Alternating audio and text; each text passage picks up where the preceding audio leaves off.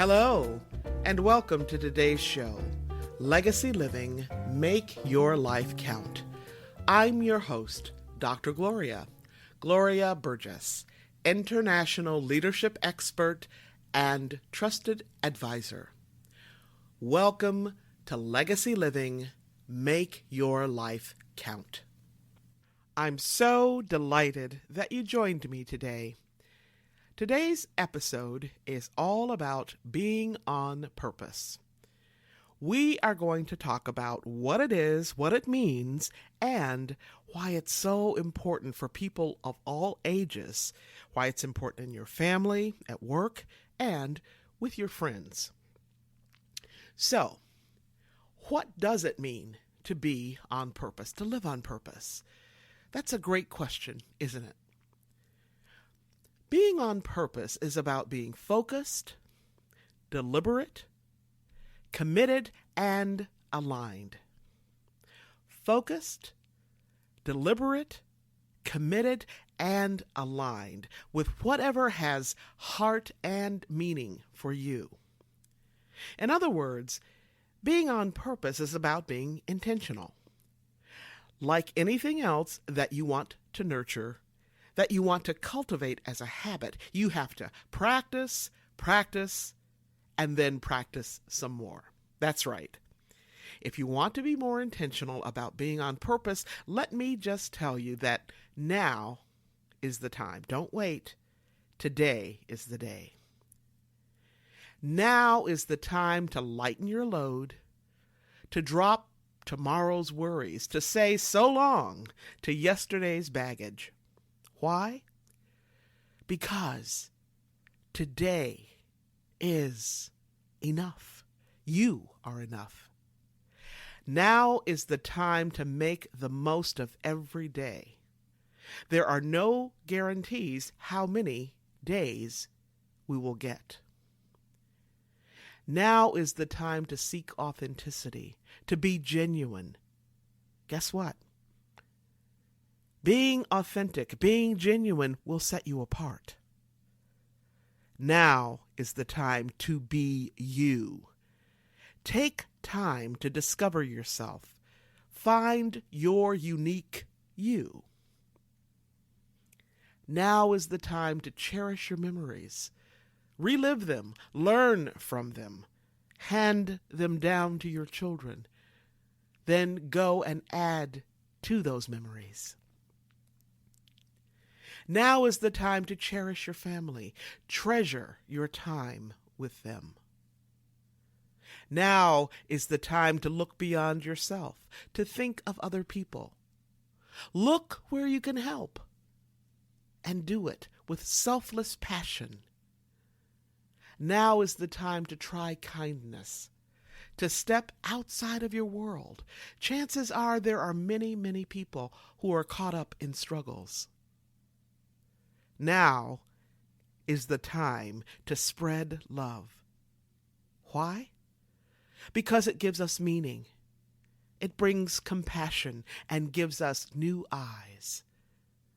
Now is the time to embrace your challenges. Look upon them as opportunities. Use them to strengthen your resolve, to gain wisdom and compassion.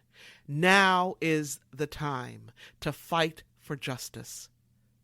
To stand up when you know something is wrong. To support others who promote righteousness. Now is the time to keep trying. When things are not going your way, believe in yourself. Keep going. Now is the time to watch the sunrise. Sense the stillness. Enjoy the warmth. Marvel at renewal. Now is the time to care for our planet. We hold its future in our hands. Make your commitment. Now is the time to find your inner leader. We all have an inner leader. We all have an inner leader within us. Now is the time. Now is the time to live in the present. Your time is precious. Spend it wisely. In other words, now is the time to be intentional. Now is the time to be on purpose. Now is the time to celebrate the amazing, magnificent music of your life. Because, as I always say, in the grand song of the universe, life is short and very, very precious. So make the days in your life count.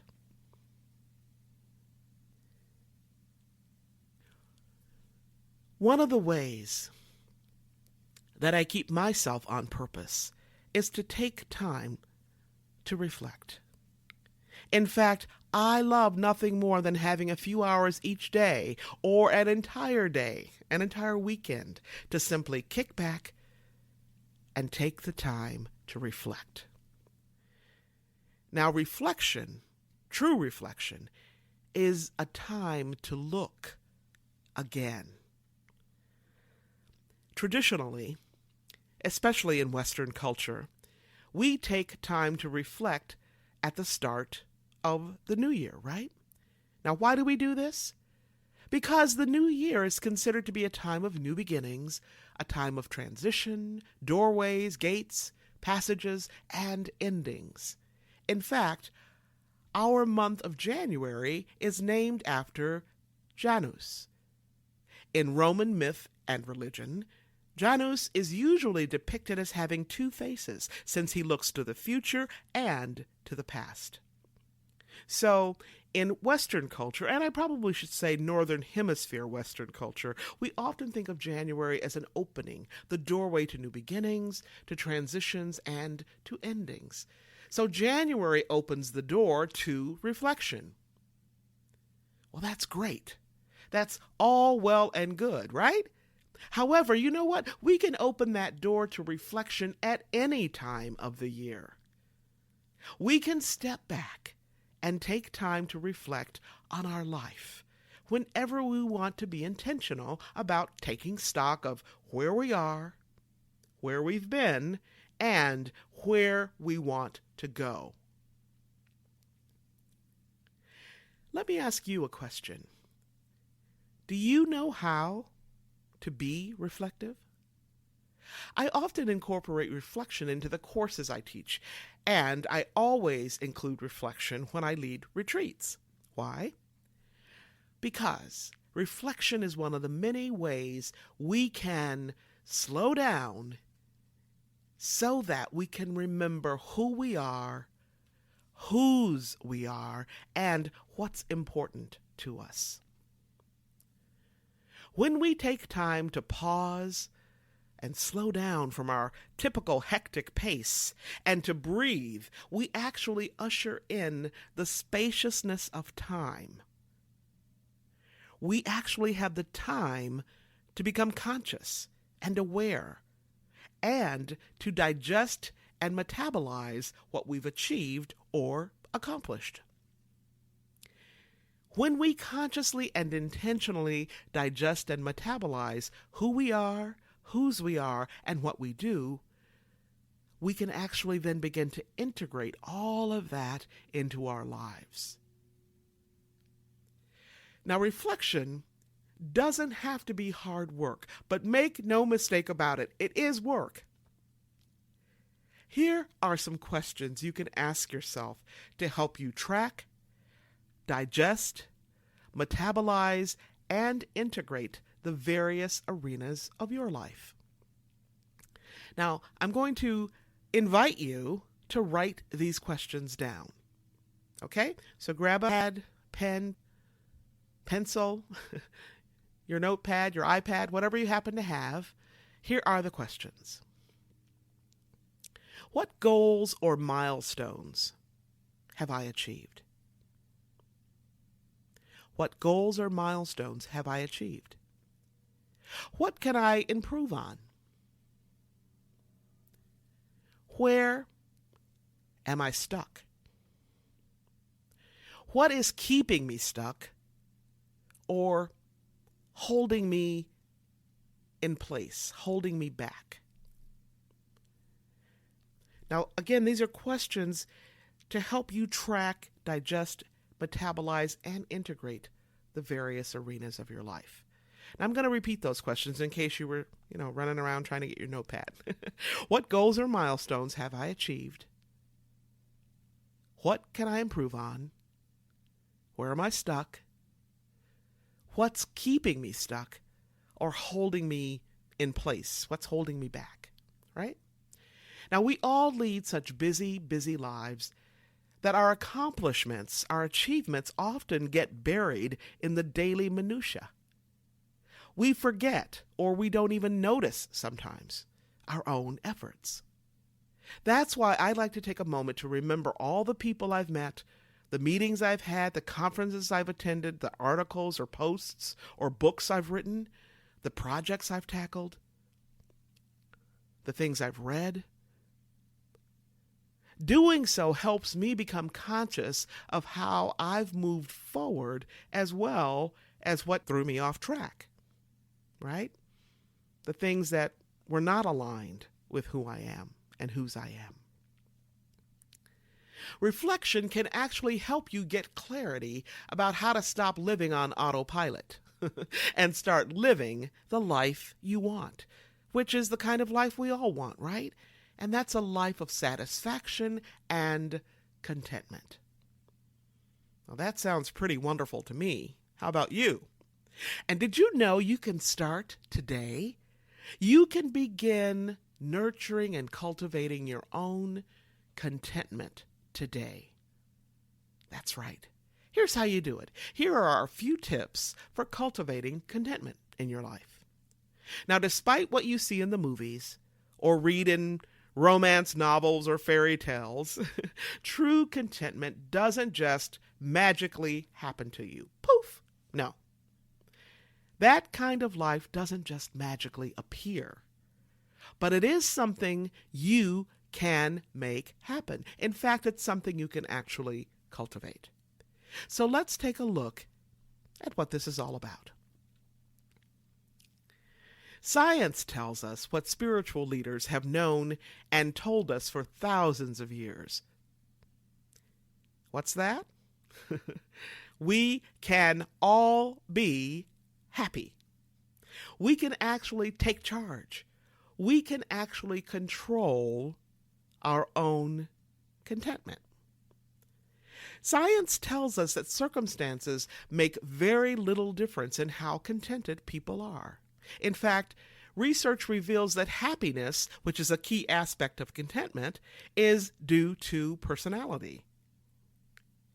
More importantly, we can change our thoughts and behaviors, which means we can actually learn how to shift our pattern. So yes, you can learn how to be happy, or at least happier, right? Now, many of us believe that happiness is the result of having oodles and oodles of money, being rich, wealthy, or being beautiful, or being blissfully thin, or being free from the very real dangers of being stressed out. But here's the reality. Most of the folks who are financially well off, or so-called beautiful by the world standards, and even those who are less stressed, guess what? They are not happier on average than those who don't enjoy financial wealth or beauty or lower stress in their lives. People who are happy seem to know that their happiness is the result, that their happiness is the sum total of their choices in life. Okay? So it's a sum total of the choices that we make. Those who are happy, those who routinely experience contentment in their lives, have built their lives and their lifestyle on a similar foundation. And guess what? You can too. Let's take a look at what I call the 5 intentional pillars of contentment. The 5 intentional pillars of contentment. The first pillar is all about devoting time and energy to your relationships. The second is appreciating who you are and what you have. The third pillar is about cultivating an optimistic attitude. The fourth, having a steadfast sense of purpose. And the fifth pillar is living in the present moment. So let's take a closer look at each one of these pillars. Now, the first one is devoting yourself to your relationships, devoting time and energy. One of the best gifts we can give to someone else is the gift of attention. For many people, that's what love is, attention. We can give our attention to those we love in many, many ways. These days, listening, simply listening, can be a huge gift. In a lovely little book called A Father's Book of Listening, Dr. Mark Brady teaches us how to be a great listener. In this book, Brady focuses on a father and son relationship, but one of the reasons I love this gem of a book is that you can apply his lessons to any kind of relationship. His pearls of experience and wisdom apply to our friendships, our relationships with our teammates at work, our relationships with our spouses, even with people we don't know yet, but would like to know better. He says, when we listen to people, often what we listen for are the things we understand or the things we agree with. We actually find great comfort in discovering the ways that they are like us. Now, when our kids or other people say things or act differently than us, it, can make us uncomfortable. And when they turn out to be very different from us, it can make us extremely uncomfortable. We don't necessarily like to see or hear about differences. Brady goes on to say, a listening father deliberately seeks out and pays attention to the ways our kids are different from us. And that's the same thing we do in our other relationships, right? We begin to appreciate the ways they've been shaped, molded, and often distorted by culture, schooling, family of origin, genetic makeup, and any number of unknown factors. Like snowflakes, no two people, no two children out of the billions and billions are ever exactly alike. Now, after we've learned to listen to differences and to develop an appreciation for them in our kids, our friends, our spouses, our coworkers, we can actually cherish and celebrate their special uniqueness. This perspective allows us to deeply appreciate the power and beauty in complexity and in diversity. Now, here's another thing about contentment. And this might sound simple, but sometimes it's pretty hard to do. So what am I talking about? I'm talking about surrounding yourself with positive people. That's right. Surround yourself with folks who are satisfied and content. Did you know that being in the presence of a positive, contented person actually lifts your own energy, your own vibration, so to speak, which alters or changes your mood? It changes your energy. And by being positive yourself, you can actually charge up, so to speak. You can charge up the folks around you. You can change the atmosphere. And in this sense, you are actually giving something back. You're giving something back. And that's a positive change to the people around you. Now, that makes a wonderful gift that you can offer to your family, your friends, your coworkers, your neighbors. How cool is that? Your family and friends and other loved ones help you celebrate the music of your life, your joys, your triumphs, your challenges, and your successes. Your family and friends and other loved ones also lend you their support when times are hard. Maybe you just received a difficult diagnosis from your doctor. Or maybe you just learned that your job will be cut or you'll be furloughed. Or perhaps one of your children is going through very difficult times in a significant relationship. Whatever the challenge is, your family and friends can be a lifeline. And although it's easy to take your lifeline for granted, your support network, your relationships with your family and friends need nurturing just like any other living, breathing person or thing in our lives. You can nurture and cultivate relationships and build up your emotional bank account, so to speak, through kindness. Kindness in your words and in your actions. So be gentle and gracious with the words you use in conversations, in your emails, in your text messages. And if you must correct or offer a critique, take good care with the words you choose and be gracious in how you offer your critique. Now, most of us probably remember this saying from childhood: "Sticks and stones may break my bones, but words can never hurt me." Can I just tell you something? That is a lie. In reality, sticks and stones sometimes hurt far less than the words we use.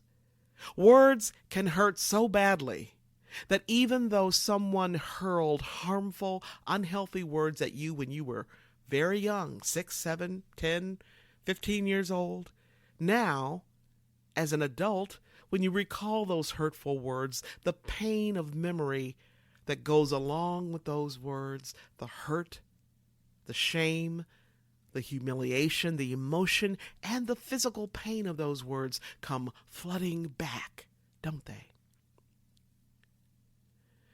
Dr. Maya Angelou reminds us that although we will forget what people say, we will never forget how they make us feel. That's so true. So true. Okay, so let's talk about pillar number 2. And pillar number 2 is appreciating who you are and what you have. This is all about letting the folks in your life know, letting them know how much you appreciate them. Not just what they do for you. That's not what this is about. It's also about letting them know how much you appreciate their presence in your life. Let them know how delighted you are that they are part of your life. Now, gratitude is so much more than saying thank you, as most of you know. If you missed my episode on gratitude, be sure to download it and listen to it. Now, gratitude is all about recognizing and acknowledging the power of blessings. That means blessings received, blessings that are present right here and now, as well as all of the blessings that you will receive in the future. Gratitude is also about your sense of wonder and awe and deep appreciation and thankfulness for life. It's so easy to go through life without recognizing and acknowledging our blessings. I mean, let's face it, for some of us, we have to have something serious happen in our life, like a bad accident or serious illness or some other traumatic event to wake us up enough to appreciate the great people, things, and moments in our lives. Let me tell you something. Do not wait for something tragic to happen to you. Wake up. Make gratitude a practice in your life. Make it a habit. Just like brushing your teeth, eating your meals, exercising, meditating. And I'm going to say, begin today. Make your commitment. Each day, notice at least one thing or person or moment that has blessed your life. Now, if you find yourself being ungrateful or thinking about something negative, or just, thinking about something in a negative way, or if you find yourself wanting something that your friend has or your neighbor has, something that you don't have, instead of wanting and craving and desiring and yearning for what someone else has that you don't, do this. Be grateful for who you are, for your unique strengths and gifts and flaws, all of it. Be grateful for the friends and family you have. Be grateful for the apartment you live in, the house you live in, the street you live on. Be grateful for the family members who support you, the perfect strangers who support you. Be grateful for who you are and what you already have. And I'm not just talking about physical possessions. I'm talking about those qualities, those character qualities that are also a part of who you are.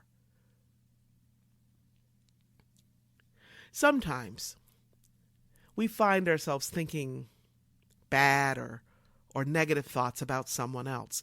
Sometimes even ourselves, right?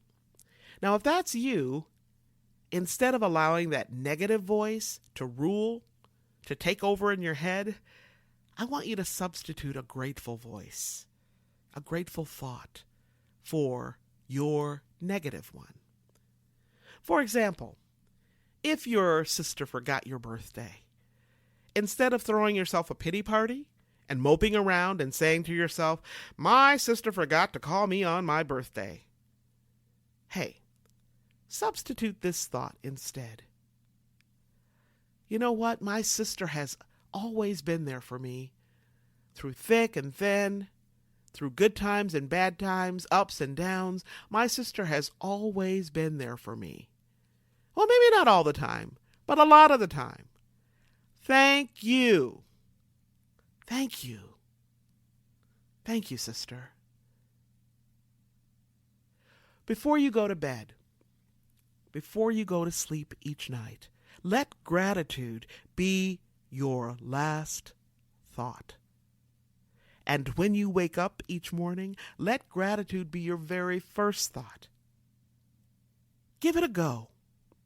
You will be surprised and happy about how gratitude can actually change your life. So, when you cultivate and practice gratitude, you actually add to your contentment.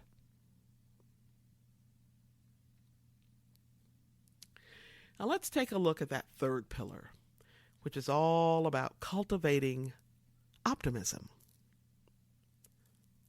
Now we know that some people are actually wired to see the glass as half empty, and other people are wired to see the exact same glass as half full.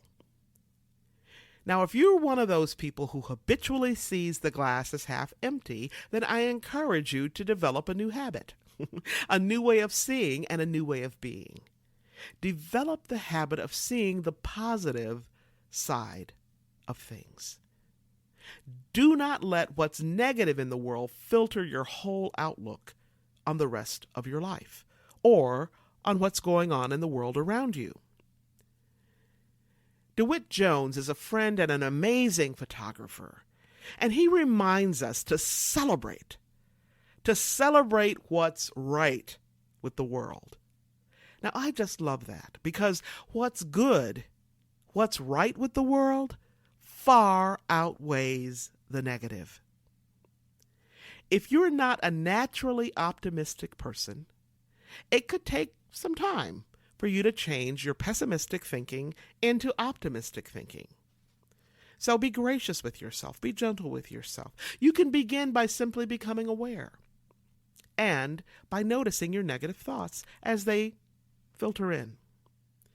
And as they filter in, as they come in, don't judge, just notice. The first step is just noticing. And as your awareness increases, you can then begin to ask yourself a few key questions. Is what is happening right now really as bad as I think it is? That's a great question, right? So when those negative thoughts begin to, come in, flirt by, ask, is what's happening right now really as bad as I think it is? Another question is, how might I look at my situation differently? Love that one. Another question is, how might I see just one positive in what's happening right now? Now, I love those how might I questions because how might I is actually what designers ask themselves all the time. So in this way, you're designing a positive stream and disrupting that negative stream. So how might I see one positive in what's happening right now? Another question is, how will I express my gratitude? Again, gratitude changes everything. How will I express my gratitude? And another question you can ask yourself is, what can I learn from my experience? What can I learn from my experience? The fourth pillar is about finding your purpose. Now, people who have a mission or a sense of purpose show up differently than folks who don't have a mission or purpose. Their purpose could be caring for their family, being an exceptional team member, starting and growing a business, or writing books. Whatever their purpose is, they just seem to be more focused and more contented than those who do not have a purpose. It's been said that the two most important days of your life are the day you were born and the day you figure out why. Having a sense of purpose gives us our why. In the daily events of your life, your day just goes better when you say yes. When you say yes to the circumstances and opportunities that align with your why. If you're not sure about your purpose, about your why, or if you're kind of sure but not quite clear yet, here are a few questions to ask yourself. The first question is, who or what do I love? Not like, but love. Who or what am I passionate about? Right? Now, this question is a really important one because your core relationships provide a sense of meaning and purpose in your life. So be sure to cultivate meaningful, life-giving, and life-affirming relationships and let go of those that are not. Okay? Now, it's also important because your answer to this question will give you a sense of what brings you satisfaction and contentment in your life. So who or what do I love? Another question to ask yourself is, am I engaged in work that I love? Or if you're a student, am I engaged in studies that I love, right? Now, if you're like most people and you're working, you spend at least 40 hours a week at work. Sometimes much, much more than that, right? When you think about it, you actually spend most of your waking hours working. So, that makes it even more important to be engaged in work that provides you with a deep sense of meaning and purpose. Another question to ask yourself is, what excites and energizes me? Now, if that's a hard question for you to answer,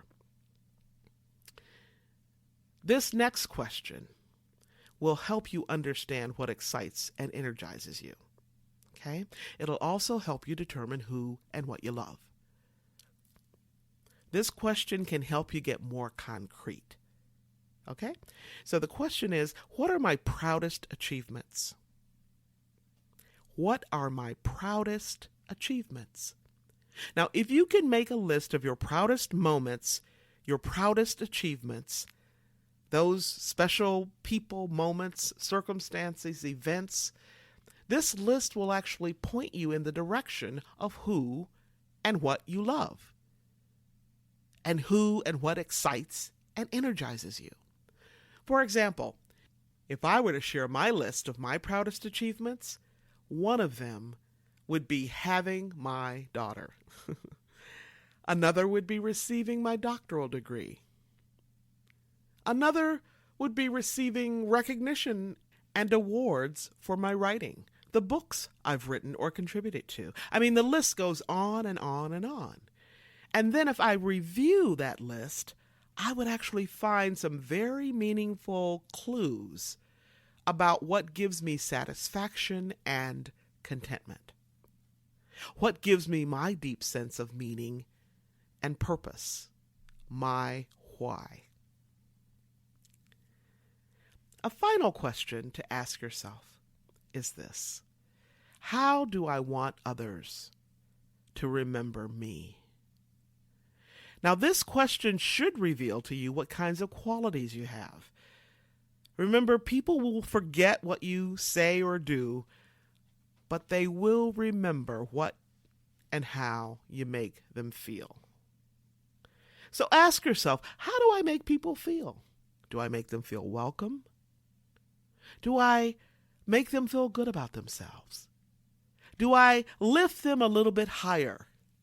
Do I express love, kindness, generosity, and gratitude to those I know, to those I meet? How do I want others to remember me? Pillar number 5 is all about living in the moment. Now, a lot of people simply don't understand that today is a gift. I mean, they might get it mentally, intellectually, but they don't really live it. Today is a gift. And you know what? Tomorrow is not promised. That's right. That's what I said. Tomorrow is not promised. In other words, do not put off or postpone your joy. Do not wait for that day when your life is less busy or less stressful. Why? Because that day may never come. Instead, look for opportunities to enjoy your roses today. Look for chances to savor the small moments, the small surprises, the small joys and pleasures of life every single day. 365, 24/7. We can learn a lot about how to do this by looking at and by listening to, by paying attention to children. Most of the children I know understand how to live in the present. In fact, they are experts at it. Children focus on the many delights, joys, and positive experiences that are happening right now, in this present moment. We could all take a page out of that book. If we did, we would truly enjoy today instead of dwelling on the past or worrying about the future. We can also learn a lot by cultivating what Dr. Mark Brady calls beginner's ear. He describes this way of paying attention to the present moment as being open and curious. To gain a sense of what beginner's ear might be like, think about how the sounds of the world affected you as a small child.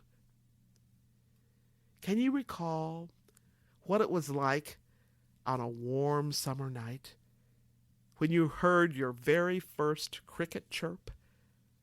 And then you heard the smaller details, the rhythm, the silence between chirps, and the answering call of the other crickets. Paying attention to and living in the present moment is paying attention to discriminating details. In fact, this is exactly what we must do to keep things from going in one ear and out the other. When we pay attention to and live in the present, we actually find the cure, the antidote, the remedy to our modern obsession with speed.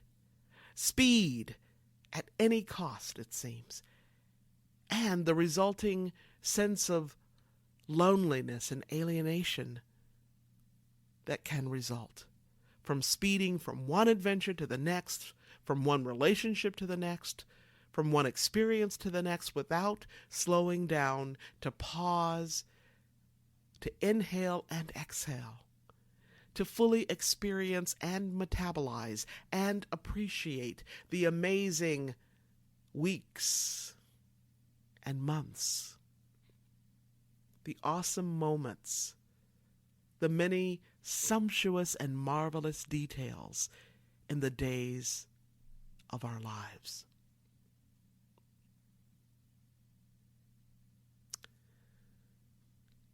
Wow. We've covered a lot of ground today. So I just want to pause for a moment to breathe in, to breathe out, to reflect on, and summarize these key notes about contentment, about being on purpose and living on purpose. Remember, the folks who routinely experience contentment in their lives have built their lives and their lifestyles on the 5 pillars, the intentional pillars of contentment. They devote time and energy to their family and friends. They appreciate who and what they have. They have an optimistic outlook on life. They have a steadfast, solid sense of purpose, and they live in the present moment. So that's how you do it. That's how you live on purpose. That's how you make your life count so that you can be the change you seek. Now remember, how you live is how you lead. It's how you do everything. You have the power to make your world, to make our world a better place. As you delve into your day, I sure hope that it is filled with love and joy and gratitude and grace. All right. I want you to be sure to listen to this episode again and again. And hey, be sure to tell somebody. Tell your family and friends. You can find me right here on iTunes, Audible, Alexa, SoundCloud, iHeart, TuneIn, Spreaker.com, Talk Network Radio, and so many other places. Now, if you happen to miss any part of this week's show, or if you missed last week's episode, you can simply download the recording and listen to it at your convenience. You can even listen to it on the go. Check us out at www.talknetworkradio.com/hosts/legacy living. That's talknetworkradio.com/hosts/legacy living. You can learn more about my work and Legacy Living Make Your Life Count by visiting the Gloria Burgess website. And you can subscribe to my inspiring words right on my website. Just scroll down a bit, look on the right sidebar until you see the place to add your email to subscribe to my weekly inspirations. It's that simple. So again, to learn more about me and my work, just browse a bit on my website or visit me on LinkedIn or on Facebook. And you can find me on Facebook at facebook.com/DR for Doctor, DR Gloria Burgess, PhD. You can also check out one of my TED Talks at TED.com. Now, before I close today, I want to thank each of you for tuning in to today's episode, for allowing me to share a bit about my journey with what legacy living is all about. Not just living and learning, but living and learning and serving so that you make a difference in your own life and in the lives of others. It's about being on purpose every single day, 365, 24/7. Legacy living is a powerful way to make your life count. Once again, I want to thank you for joining me for today's show. I'm your host, Dr. Gloria Burgess, and this is Legacy Living, Make Your Life Count.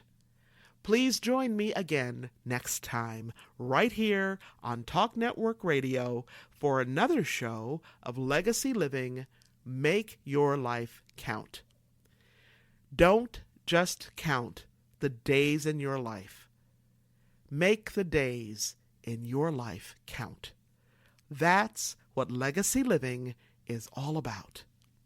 Have a fantastic day, and remember, make the days in your life count. God bless you.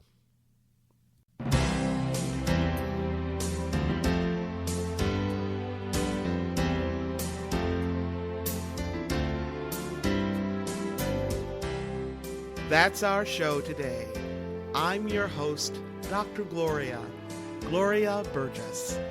I hope you'll join me again next time. Until then, don't just count the days in your life. Make the days in your life count. That's what legacy living is all about. Here's to you. Have a fantastic day, and be sure to make it a yes kind of day. Remember to celebrate the music of your life.